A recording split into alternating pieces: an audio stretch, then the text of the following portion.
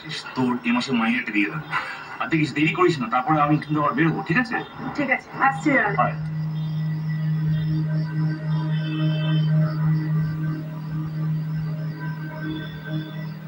তোমাদের আবার কি চাই? পুজোতে বাড়ি যেতেছি, 2-4 দিন হলো আমাদের ছাড়তে হবে। তোমাদের একদিন ছাড়লেই তোমরা আমার বোতল নিয়ে বসবে।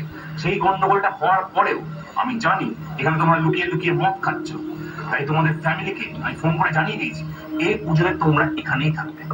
কিরকম জবরদস্তি? তুমি আমাদের কিনে রেখেছো নাকি? নেশা ছাড়াতে গেলে জোর জবরদস্তি করতে হয়, আর তাছাড়া এখন তো কিছুই দেখো। এরপরে না মার পড়বে মার। আমাদের যেতে না দিলে এই আবাসনের কোনো কাজই করবো না। এই রান্না বান্না কাটাকুটি ধোয়া মোছা সব করে থাকবে। তোমরা কি আমাদের কাজ করো? হ্যাঁ, তোমরা নিজেদের কাজ করো। নিজেরা যদি কাজ না করো তাহলে না খেয়ে থাকবে, ময়লা জামা কাপড় পরে ঘুরবে। আমার আরে তুমি আমাদের ছুটি দেবে না? না, এবার কিন্তু মাথা গরম হয়ে যাচ্ছে মাইরি। সবাই পুজোতে আনন্দ করবে আর আমরা এখানে পড়ে থাকবো। আমি শেষবারের মতো বলে দিচ্ছি, এই পুজোতে তোমরা কেউ বেরোবে না, আর এখানেও এক ফোঁটা মদ আমি ঢুকতে দেবো না। আমি যতক্ষণ আছি ততক্ষণ তো নয়। এবার তোমরা বেরিয়ে যাও, যাও।